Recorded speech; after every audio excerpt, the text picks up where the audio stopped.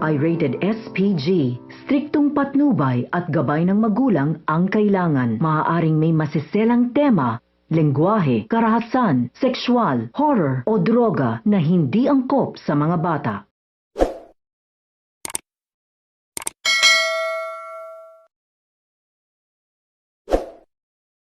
Hello mga kapuso, magandang hapon po sa inyong lahat. Narito po ang mga kaganapan na ating aabangan mamaya sa Kamao. Hayun na nga, idinamay nga ni Kaloy sa galit niya ang anak ni Nonoy na si Makmak.